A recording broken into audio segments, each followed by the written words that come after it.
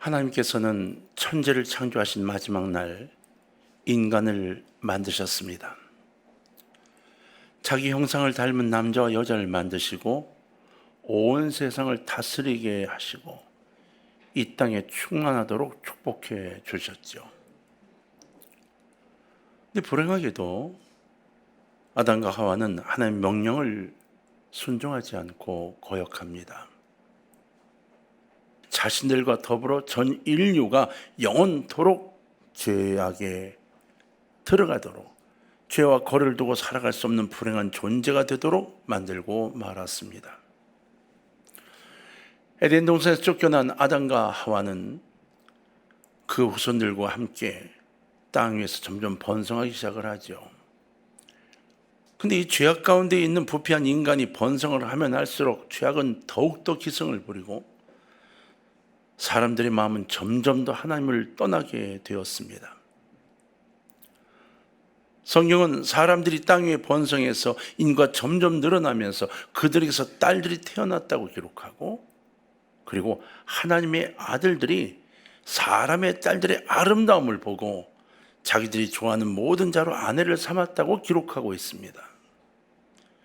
굉장히 점잖은 표현을 사용했지만 이것은 그 당시 세상이 얼마나 부패하고 타락했는가를 단적으로 보여주는 중요한 구절입니다. 사람들이 타락했지만 그 가운데 하나님을 섬기는 거룩한 사람들도 있었습니다. 성경은 이들을 셈의 후손이다 이렇게 말하는데, 세상이 타락해도 그들만큼은 하나님을 섬기는 간절함으로 살아왔다 이렇게 기록했죠. 그런데 인구가 점점 늘어나고 이 땅에 많은 사람들이 더 큰 영향력을 갖게 되면서 하나님을 섬겨야 할 하나님의 아들들, 그 거룩한 사람들이 슬그머니 세속화되기 시작을 했습니다. 잊어야 함에도 불구하고 내려놓기 시작을 했다는 거죠. 그래서 처음에는 높은 표준을 세워놓고 그 표준대로 살며 하나님 앞에 영광을 돌리려고 하고 살았던 그들이 슬그머니 표준을 조금씩 낮추면서 자기들의 삶을 낮추기 시작했습니다.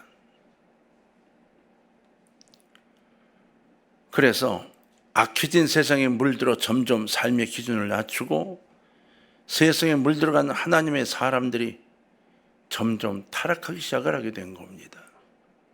그 타락한 죄악에 처음 드러난 것들이 정욕이라는 단어로 사용되죠. 그래서 하나님의 아들들이 모양만 아름다운 사람들의 딸을 마음대로 자기 아내를 삼게 된 겁니다. 영적으로 타락한 상황이 벌어지게 됐다고 성경은 기록하고 있는 겁니다. 어느 시대나 마찬가지가 아닙니까? 세상이 윤리적으로 부패하고 결국은 절대적 윤리의식이 상대적인 윤리의식으로 바뀝니다. 그러면서 이렇게 말하죠. 이게 왜 나쁜데? 나만 그런 게 아닌데. 이 표현은 참으로 무서운 표현입니다. 시대가 갈수록 이 똑같은 표현 속에 죄악의 기준은 점점 낮아지고 있는 거죠.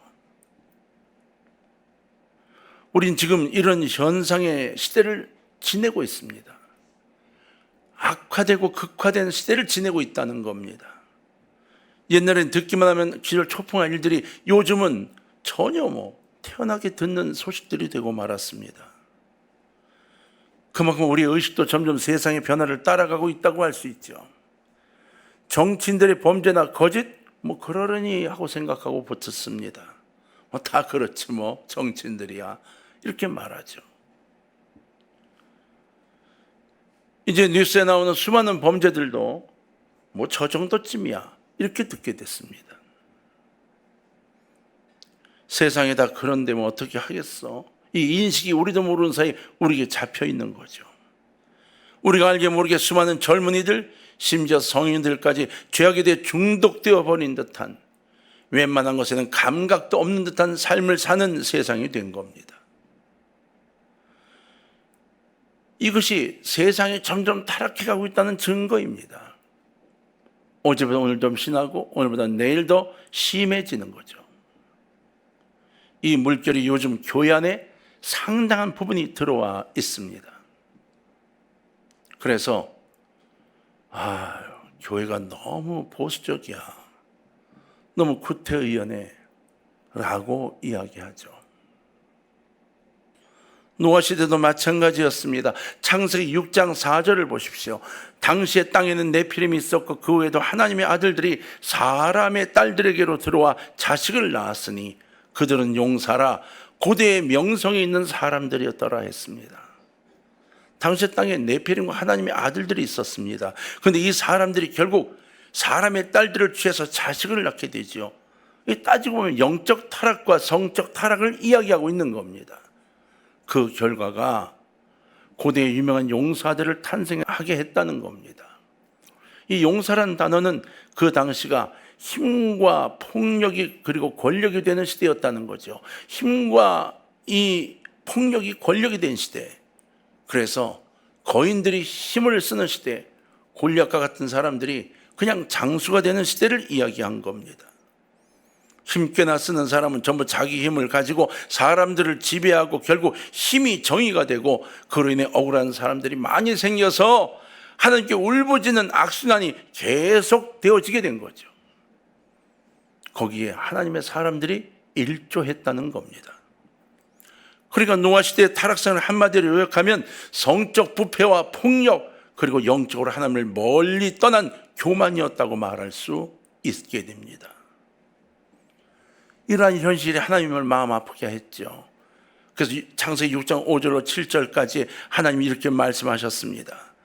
여호와께서 사람의 죄악이 세상에 가득함과 그의 마음으로 생각한 모든 계획이 항상 악할 뿐임을 보시고 땅 위에 사람 지으셨음을 한탄하사 마음에 근심하시고 이르시되 내가 창조한 사람을 내가 지면에서 쓸어버리되 사람으로부터 가축과 기는 것과 공중의 새까지 그러하리니 이는 내가 그것을 지었음을 한탄함이니라 하시니라.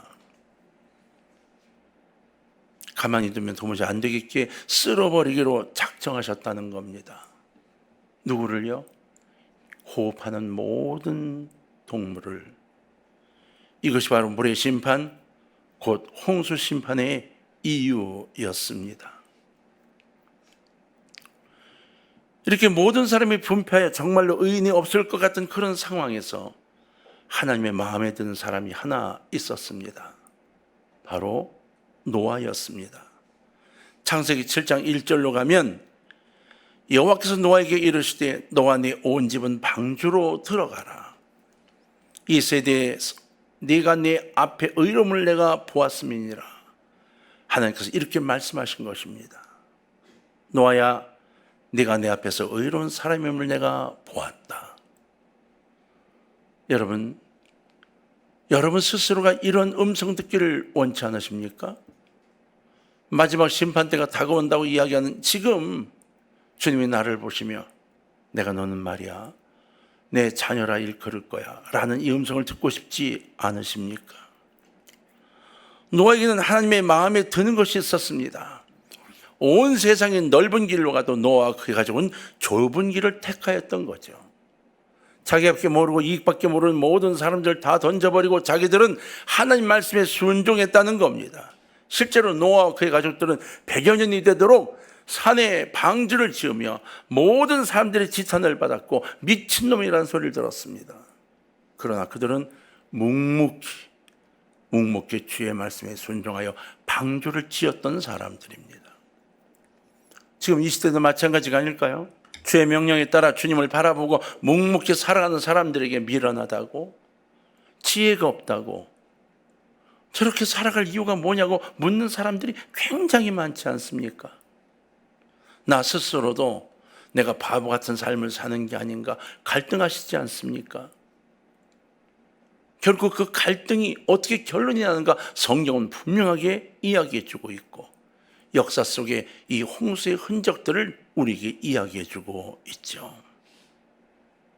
모든 사람이 하나님을 떠나고 하나님이 없는 삶을 통해 쾌락을 누리고 그저 이 세상에서 한껏 살다가 죽으면 그만이라고 하는 어떻게 보면 너무나 위험한 사상에 젖어 있었지만 노아와 그의 자녀들은 인간이 사는 유일한 길, 인간이 정말 삶을 살아가는 마지막 길은 하나님을 섬기는 것이라고, 하나님을 두려워하는 것이고 바로 그것이 복된 길이라고, 영원히 사는 길이라고 믿고 외롭게 그 길을 걸어갔던 겁니다. 정말 슬픈 이야기는 그 당시에 모든 사람들이 다 세상을 향해 갔지만 요 한 가정이 남아있다는 거죠. 한 가정만 남았다는 겁니다. 사랑하는 동광의 가정 여러분, 그래도 마지막 심판이 있을 때에 주님이 우리를 부르러 오실 때 제발 여러분 모두가 노아의 방주에 탑승하기를 소원합니다. 여러분 모두가 이 땅에 남는 게 아니라 주님 부르시는 곳으로 갈 수 있기를 정말 소원합니다. 그래서 애쓰고 노력하며 기도하자고 여러분께 부르짖고 있는 겁니다. 그래서 하나님은 그 많은 사람 전 인류 중에 노아만을 부르셨습니다. 노아야, 노아야, 타락한 이 세상을 보느냐? 너는 산 위에 올라가서 방주를 만들어라. 내가 홍수로 이 세상을 멸할 것이다. 하나님도 아픈 마음으로 이 말씀을 하셨고 노아는 깜짝 놀라 하나님 정말입니까? 되물었고 되물었을 겁니다. 그리고 여러분 자기 가족들만 데리고 올라가 산에다가 방주를 지었을까요? 아닙니다. 옆에 사람들이 수없이 얘기했을 겁니다. 여러분 큰일 날 겁니다. 방주를 만드는데 협조해달라고요. 아무도 귀를 기울이지 않았을 겁니다. 노아는 묵묵히 그 명령에 순종했습니다. 자식들과 가족을 이끌면서 며느리까지 이끌면서 이 방주를 지었습니다. 방주가 지어지고 마무리를 했던 어느 날 하나님이 찾아오셨습니다.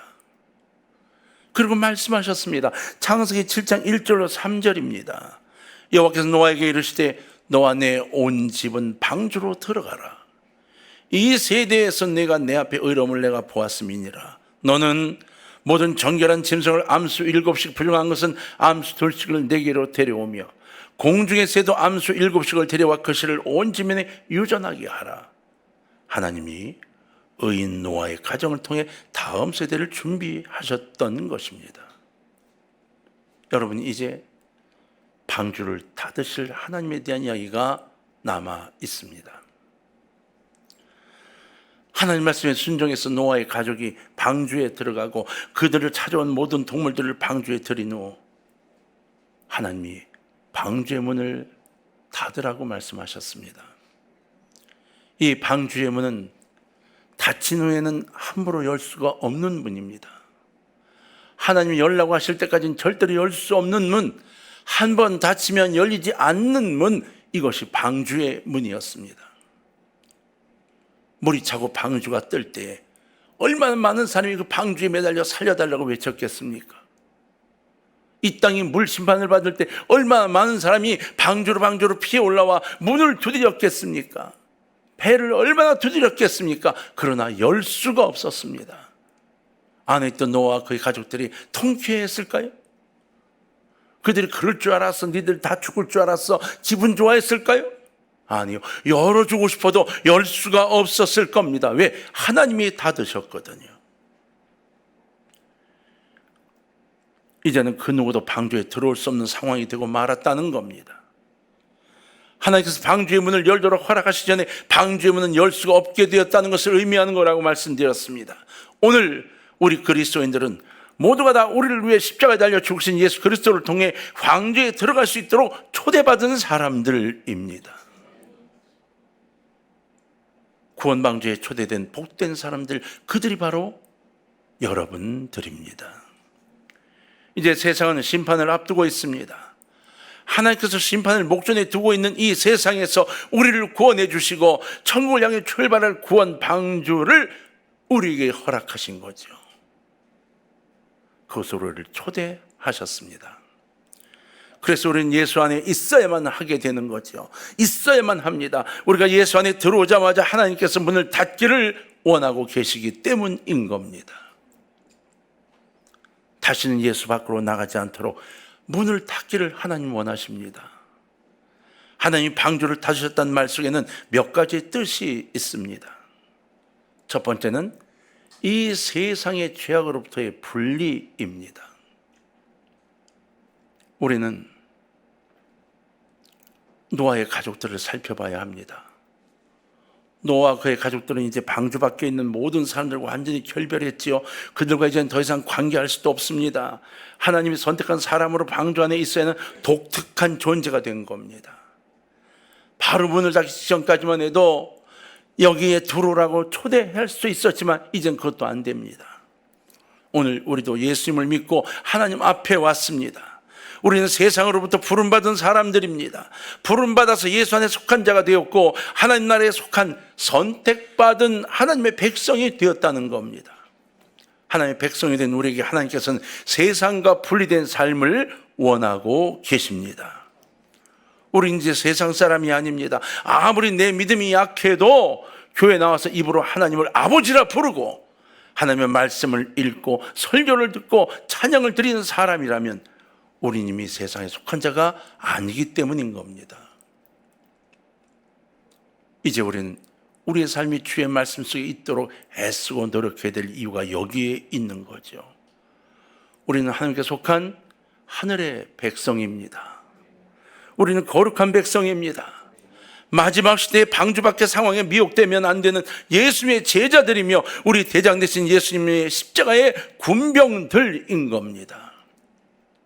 하나님 우리에게 너희가 마지막 보루라고 십자가의 군병이라고 방주에서 나오지 말라고 부탁하고 계십니다. 여러분 꼭 기억하십시오. 노아의 방주에 초대받은 우리는 돌아가지 않아야 합니다. 방주에서 내리지 않아야 합니다. 노아가 방주에 일단 들어왔는데 집에 두고 온 곳이 있다고 다시 나갈 수 있었겠습니까? 아니요, 하나님 원치 않았습니다. 바로 문을 닫기를 원했습니다. 곧 문이 닫히고 비가 내릴 것이기 때문에 갈 수가 없었습니다. 두고 들어오면 끝입니다. 여러분 우리는 이러한 신앙 고백을 좀 해야 합니다. 주님, 제가 예수님을 믿습니다. 저를 위해 십자가에 못 박히시고 피 흘리셨으며 죽으시고 저를 위해 부활하셨음을 고백합니다. 예수님의 십자가로 인해 제가 죄사함 받았음을 믿습니다. 나 자신의 신앙 고백을 이렇게 하고 하나님의 자녀가 된 성도들은 다시 세상으로 되돌아가지 말아야 합니다. 정말입니다. 돌아가서 방주에서 내리는 일이 없기를 주의 이름으로 부탁을 드립니다. 이제 타게 된 구원방주에서 다시 내리기로 결정을 하게 된다면 얼마나 안타깝겠습니까? 진정한 믿음의 자녀, 믿음의 승자는 절대로 돌아가지 않습니다. 만약에 세상에 유혹을 받아서 아이고 다시 옛날처럼 좀 살아봤으면 하고 슬그머니 문을 열고 나갔다고 합시다. 얼마나 안타까운 일이겠습니까? 곧 물속에 빠져 죽는 모습을 보게 될 것이기 때문입니다. 우리는 세상의 타락과 변화로 이러한 갈등을 갖고 지금 살아가고 있는 겁니다. 사단은 우리에게 아니라고 이 모습이 더 좋다고 계속 우리를 유혹하고 있는 거죠. 여러분 기억하십시오. 한 번 닫힌 방주의 문은 절대로 열 수가 없습니다. 심판에서 구원을 의미하는 축복이 바로 방주의 문입니다. 여러분 모두가 구원 방주의 문이 굳게 닫혀 있을 때 바로 그곳 구원의 방주 안에 계시는 주님의 이름으로 살아가는 여러분을 발견하기를 주의 이름으로 축원합니다. 노아와 그의 가족이 방주에 들어오고 문이 닫히자마자 비가 쏟아지기 시작했습니다. 집중호우가 시작이 되면 굉장히 무섭다는 소리가 합니다. 어제도 여러분 유럽 쪽에 1시간에 150mm의 비가 왔다고 하죠. 스웨덴도 그렇고 마찬가지 근처에 인근이 그렇게 비가 왔답니다. 도시 하나가 전체 물에 잠겨버리고 말았습니다. 근데 노아가 방주에 들어오자마자 비가 쏟아졌는데 1시간에 150mm요? 아니요, 그 이상을 쏟아 부었습니다. 정말 들러 부었을 겁니다. 그것이 40일 동안이라고 했습니다. 하늘에 있는 모든 물이 쏟아져 내려왔다고 성경은 기록합니다. 뿐만 아니라 땅에서 샘이 솟아나기 시작했습니다. 창세기 7장 11절과 12절입니다. 노아가 600세 되던 해 둘째 달 곧 그 달 11의 날이라 그날에 큰 기품의 샘들이 터지며 하늘의 창문들이 열려 40주야를 비가 땅에 쏟아졌더라 했습니다. 하늘의 문이어서 창문이 열려 막 들러붙다는 겁니다. 깊은 샘이 막 쏟아 올라왔다는 겁니다. 아마 요즘 좀 고층 빌딩이 있더라도 다 잠겼을 겁니다. 왜? 산이 잠겼습니다. 22절에 보면 육지에 있어 그 코에 생명 기운의 숨이 있는 것은 다 죽었더라 했습니다. 아무것도 살지 못했습니다. 숨쉬는 동물들은 인간을 위시해서 다 심판받아 죽었다고 말씀하고 있는 겁니다. 자, 이제 살아가는 동강의 가족 여러분, 근래의 모든 여건과 환경이 노아가 살아가던 당시와 별반 다르지 않음을 우리는 봅니다. 모든 세상의 지성인들이, 종교인들이 말세라고 말하고 있습니다. 지구의 생태계가 더 이상 견디기 힘들다고 말합니다. 도덕률은 이미 도를 넘어섰으며 사람들의 욕망과 욕심이 선을 넘었다고 말합니다. 성경도 마지막 시대를 바라보게 하고 있습니다. 세상은 점점 더 악해지고 있습니다. 얼마나 음란해지고 얼마나 성적으로 문란해졌는지 모릅니다. 얼마나 폭력이 난무하고 얼마나 많은 사람들이 욕심으로 세상을 파괴하고 있는지 모릅니다. 모든 사람이 이미 폭력에 익숙해져서 이젠 폭력을 폭력으로 보지 않습니다. 중학생, 고등학생들이 떼거를 몰아다니며 이짐에 왕따시키고 그들을 팹니다. 그리고 그것조차 죄성을 느끼지 않습니다. 그러면서 이것이 세상 탓이라고 자꾸 세상 탓을 합니다. 하나님 탓을 합니다. 노아 시대보다 더 부패해가고 타락해가고 있다는 겁니다. 우리 앞에는 언제인지는 불분명하지만 마지막 심판이 분명히 기다리고 있습니다. 반드시 세상은 심판을 받습니다. 하나님이 약속하신 것이기 때문입니다. 아무리 심판이 없다 외쳐도 심판은 옵니다. 노아 때 홍수가 없다고 아무리 외쳐도 홍수는 왔습니다. 이 심판에서 우리를 구원하기 위해서 하나님은 육신을 입고 예수 그리스도로 우리에게 오셔서 우리의 죄를 대신하여 십자가에 달려 돌아가신 것입니다. 그리고 예수 그리스도를 믿고 의지하는 모든 사람에게 구원의 방주를 선물로 주신 것입니다. 여러분, 출애굽 당시에 하나님께서 애굽의 장자들을 죽이는 심판을 하실 때 마지막 10번째 재앙이지요. 이스라엘 사람들을 그리고 다른 이들도 마찬가지 문설주와 임방에 어린 양의 피를 가지고 칠하게 하셨습니다. 심판의 천사가 내려왔을 때 순종하여 바른 문설주와 피를 보고 어떤 일을 만들어내셨습니까? 출애굽기 12장 13절을 보면 내가 애굽 땅을 칠 때에 그 피가 너희가 사는 집에 있어서 너희를 위하여 표적이 될지라 내가 피를 볼 때에 너희를 넘어가리니 재앙이 너희에게 내려 멸하지 아니하리라 하셨습니다. 여러분, 하나님의 약속입니다. 반드시 구원의 길을 주십니다. 노아의 방주 때도 구원의 길을 주셨습니다. 앞으로 올 심판에도 반드시 구원의 길을 하나님 주십니다. 어린 양의 피를 보고 천사가 넘어갔습니다. 오늘도 예수 믿는 사람에게는 주님의 피가 있습니다. 예수님을 믿는 하나님의 자녀의 집에는 예수 그리스도의 보혈이 있습니다. 여러분, 하나님께서 우리를 예수의 피로, 어린 양의 피로 표식을 해내셨음을 기억하시기를 바랍니다. 성경은 우리에게 인침을 주었다 말씀하고 있습니다. 그러므로 하나님의 심판이 이 땅에 임해도 그 심판이 우리에게 임할 수가 없는 겁니다.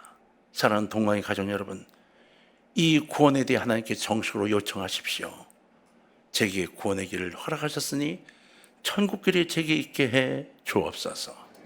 당당하시기 바랍니다. 그곳에 나의 집이 있음을 감사하시기를 바랍니다.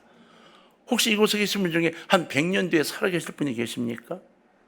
아니요, 우린 다 떠나고 맙니다. 손에 쥐고 아웅다웅 싸웠던 모든 거 다 내려놓고 갑니다. 우리에게 중요한 것은 예수님에서 영원히 영생을 누리는 구원밖에는 없습니다. 하나님은 이 구원을 우리에게 공짜로 주시고 이 구원을 놓치지 않도록 하나님 마치 노아를 방주에 집어넣고 그 문을 닫아버린 것처럼 우리가 다시 세상으로 돌아가지 않고 언젠가 주님 재림하실 때 구원 방전에서 주님만 바라보며 있기를 원하고 계십니다. 우린 여러분 이미 방주에 타고 있는 거예요. 이제 내리지 않기를 부탁하고 문이 닫히는 그때를 기다리는 믿음의 식구들이 되기를 주의 이름으로 축원합니다.